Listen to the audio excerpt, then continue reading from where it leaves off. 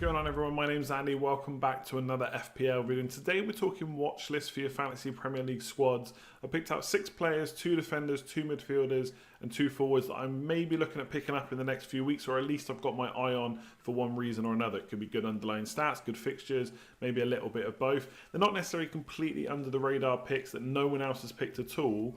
But they're not necessarily popular players, at least in the case of all of them, in the kind of squad you see on Twitter or YouTube or stuff like that. So going into Gameweek 5, it's obviously international break, got a little bit more time to kind of discuss these things. If it is a video that you'd like to see as a weekly video, let me know in the comments below. Make sure to give it a thumbs up and subscribe if you're new around here. Otherwise, let's just jump in with the first player. So we'll start off with Tarkowski, 5 million defender, obviously playing for Burnley. If you're like me and you've got Nick Pope in goal, then you might not want to be looking at him. Obviously, double ups are sometimes relevant in FPL and something you can do, and maybe you want to double up on Burnley with some of their upcoming fixtures, but most people probably won't. So this is probably for people that don't have a Burnley goalkeeper or another Burnley defender.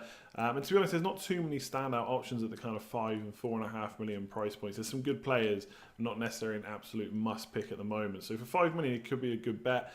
Looking at kind of underlying statistics, only Lucas Dean, Robertson, Emerson and Dawson have had more than the 5 goal attempts that he's had in the opening 4 weeks, so not likely to get much assist potential with him. He is a kind of a centre-back that goes up for corners and free kicks, but 5 goal attempts is pretty decent in the opening 4 weeks.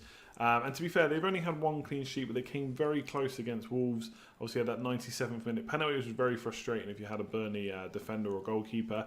But they have played Southampton at home, Arsenal away, Wolves away, and Liverpool at home in the opening 4 fixtures. So to come away with 1 clean sheet is actually not too bad. They got that in the easiest fixture, and like I said, they almost come away with another one. And they do have much better fixtures coming up. So Brighton away, Norwich at home, Villarreal and Everton home. So you'd expect maybe 1 or 2 clean sheets in that. Maybe 3 if you get really lucky, but probably 2 would be a nice bet. So 50% in the next 4, I could see you getting clean sheet. If you look at Burnley as a team, they're kind of middle of the road when it comes to shots conceded in the box, 29. That's not far behind the likes of Wolves, Liverpool, Man United. So they're not doing too badly. And like I've just said, they have played some pretty difficult teams as well.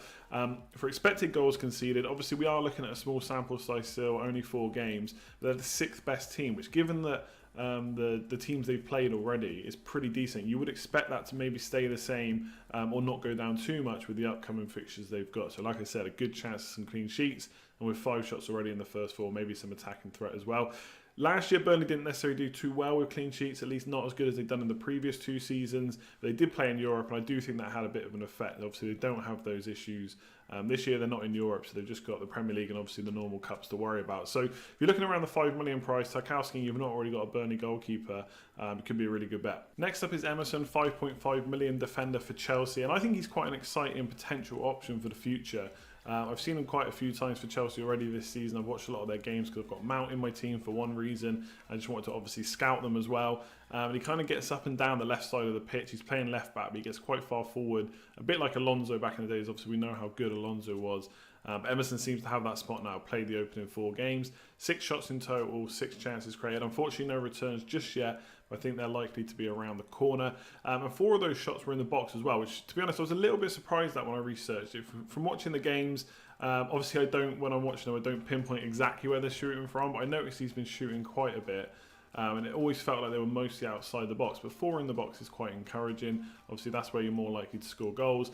If you could just stop hitting it at the keeper, we could be in for a bit of a treat when it comes to points with him. So, looking at the teams they've played already, obviously no clean sheets yet for Chelsea and no attacking returns for him. They have played Man United away, Leicester at home, Norwich away and Sheffield United at home. So maybe you would have seen a clean sheet for the Sheffield United game, but the other 3, especially given how good Pukki and the likes of Count would have been, maybe you can forgive them. And obviously they've not defended well. We've seen Zuma make a couple of mistakes, but they've also been missing Kante for most of the season so far. They've not had Rudiger at all. So once you put those 2 back in the team, you'd hopefully see some improvements. We might have to see them both get up to full fitness. But if they could come back soon, obviously we don't know exactly when that's going to be yet. Let's wait for press conferences after maybe the Wolves away and Liverpool at home game, which you probably wouldn't want to bring in a defender for. After that, Chelsea's fixtures get quite good, so that's probably where you're looking. If you're looking at expected goals conceded, theirs is 5.13, but they've actually conceded 9 goals. which is quite a difference. So maybe they've been a little bit unlucky. But again, only a 4-game sample size. We'll have to see going forwards. Like I said, next 2 fixtures are tough, but then it's Brighton at home, Southampton away, which I got on screen, but then it's Newcastle at home and Burnley away after that. So again, you could probably see 1 or 2 clean sheets there. And given the underlying stats for attacking returns, you'd hope to see some attacking threat as well at some point. So I think he's an exciting one. I kind of want him in my team. 5.5 million, you're looking at kind of Otamendi, Zinchenko, maybe Matip as well. So I think once Chelsea's fixtures turn, definitely keep your eye on Emerson. Moving on to midfielders, we'll start with Lanzini, and underlying stats, as you can see on the screen, pretty impressive so far.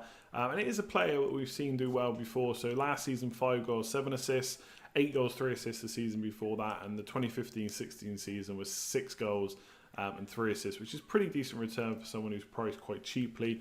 And as we can see, definitely has the ability to get goals as well as assists, although chances created this year so far much higher than maybe the chance to get goals at the moment, but obviously that could change. You'd expect him to chip in with goals as well. Had a tough start against Man City. None of the West Ham players obviously did well in that game. Then had 3 easier fixtures, Brighton, Watford and Norwich, and got 2 assists in those. So already attacking returns against weaker teams. 14 chances created is really impressive so far. Second best in the league, only behind Kevin De Bruyne, and is equal to Trent Alexander-Arnold, which just shows how good the Liverpool fullback has been. But really good stats for Lanzini. 7 goal attempts with 5 in the box. So like I said, there is potential for goals there as well. And 6.5 million looks like a really good bet. And I do like West Ham's upcoming fixtures. Villa away, Bournemouth away and Crystal Palace at home in the next 4. And he's playing in that number 10 role. So they've got a striker up front now in Haller that can score goals. Obviously, West Ham have probably been lacking that a bit over recent years. Arnautovic did okay. But outside of that, they've not really been too good in the striker department. And they do have the likes of Jan Anderson and Yarmolenko on the wings as well. So really good upcoming fixtures. Obviously, we'll see how Yarmolenko and Anderson do going forward as well. But given the underlying stats, neither of them beat Lanzini, although they've not had as many minutes. And obviously with Antonio injured, you expect those two to play most games. So I think there's obviously points in the West Ham team. Fixtures are really good. I think if you're looking around the 6.5 million mark, you've got the likes of Mount. Trossard's probably injured now.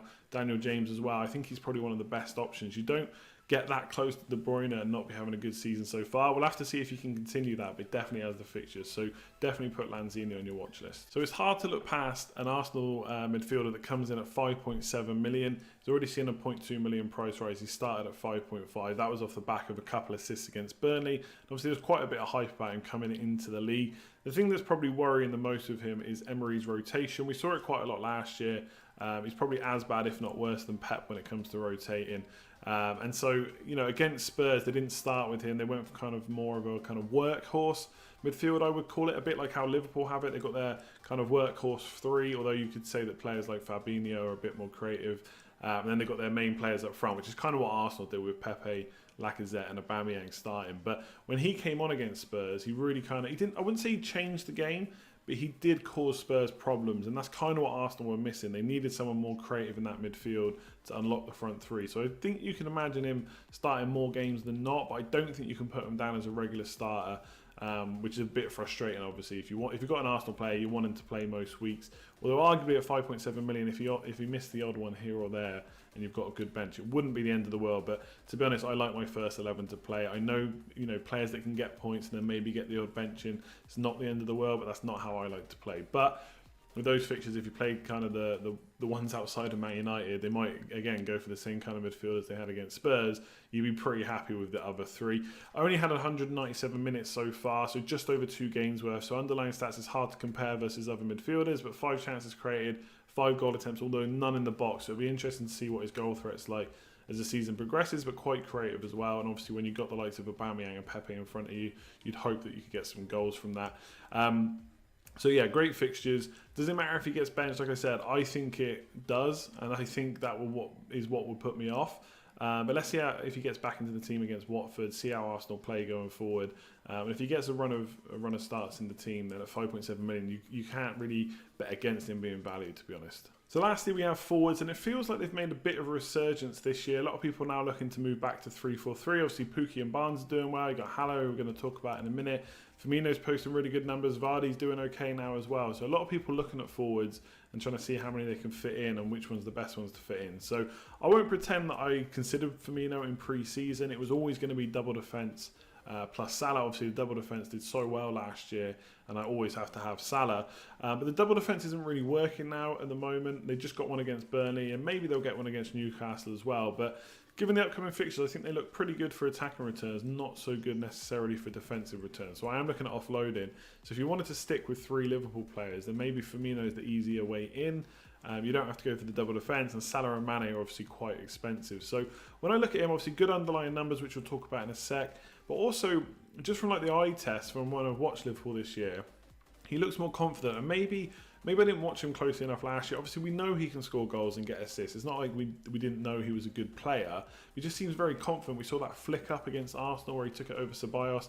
He did fluff the shot, but just even attempting stuff like that makes me feel like he's playing with a lot of confidence right now. And you'd hope that would go into more assists and more goals to even better the 4 that he's got already. And it feels like he's popping up in the box a bit more, maybe not having to drop as deep, even though you'd expect him to still carry on doing that throughout the season. So 17 total shots is the most of everyone in the league, so he's beat every other player for that. 12 of those are in the box. Only 3 chances created, so obviously you're looking at more goal threat right now, but no real issues with that. We have seen him go through spells like this before, where he goes on a good run and then kind of drops off a bit, so that's always a worry. If you're picking players based on numbers and how good they look from the eye test, then he's one of the best right now. You think they're going to score goals and assists going forward. Chelsea game, like I've said, again for Emerson, they've not kept any clean sheets so far. I'm not expecting that to get any better against playing Liverpool. So yeah, I think the fixtures coming up are good for goals. Are they going to smash these teams? Maybe not.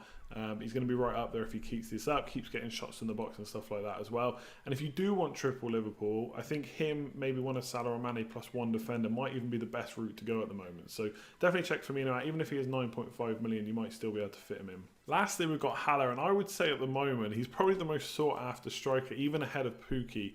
Obviously got goals in the last couple of games and pretty decent fixtures coming up as well, same as Lanzini of course.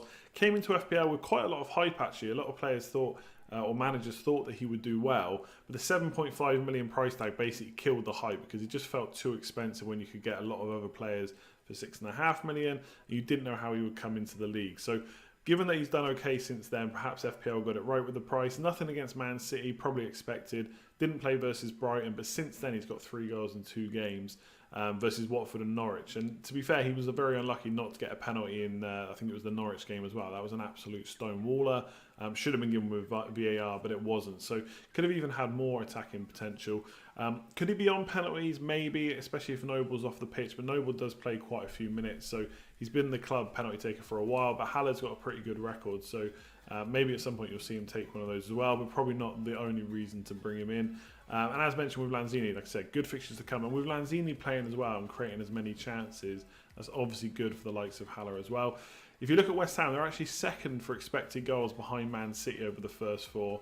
And Haller is the second best for open play expected goals behind Sterling. So given that he's had pretty reduced minutes so far and has had to play Man City, that's a pretty decent return. And you'd hope that he'd be able to carry that on against the likes of Villa, Bournemouth and Crystal Palace as well. So 9 shots in the box already in 3 games is not bad, again, considering he played City. That's only 3 behind the likes of Firmino or Sterling. So in these matches to come, you could see him increase that and keep up with the big boys. Man United at home, look, usually I'd say playing a top 6 side is difficult. Man United, expected goals conceded aren't actually that bad. We have seen them concede goals. And you just don't know what kind of Man United side is going to turn up. And given the way that West Ham are playing, they could cause them problems, especially when they're playing at home. So Haller, not like I said at the start, not necessarily an under-the-radar pick, but I think a lot of people didn't start with him. And because he is that kind of million more than what Barnes and Pukki started at, if you've not got money in the bank, you may be like me, you don't have a good way to bring him in. So if you want to get ahead of the curve, I still think they've got good fixtures, even though obviously they've just played a couple of good fixtures as well. His underlying stats are decent. West Ham are playing well. Lanzini's doing really well. We got Anderson and Yarmolenko as well. I think Haller's a really good pick. And if I was on wildcard, I would probably go for him. So that's it for this video. Hopefully you enjoyed it. If you did, make sure to give it a like. Much appreciated as always and helps out the channel. Just to quickly talk about a couple of players that I didn't put in who were very close to getting into the video. Trossard was one, but then he got injured, so I actually had an image and stuff done for him, but he got injured an international break. And it does look like he's going to be out. It doesn't look like one of those fake international break injuries. But obviously, we'll have to keep an eye on that. But he's doing really well for Brighton, and when he comes back, definitely a consideration. And the other midfielder that nearly went in was Iwobi, almost went in ahead of Ceballos. The reason is, I think Ceballos is a genuine rotation risk, whereas I think Iwobi, and we've only got a few minutes to go on so far, but I think he can get that kind of left wing, left inside forward spot nailed down as his and kind of oust Bernard, as we saw in the last game. And I don't think it's a coincidence that him and Keane came into the side and they scored 3 goals against Wolves when they had been struggling for goals before. Didn't necessarily get a massive chance at Arsenal, kind of where he's playing week in, week out. I think he can against Everton. So assists and goals, definitely potential there. Only 5.9 million, so it's not a big risk to maybe bring him in. I think with the maybe rotation worries around Ceballos, Iwobi actually might be a better option. And Everton's fixtures are pretty good. So maybe a little bit harsh not to put him in, but he's definitely on my watch list as well.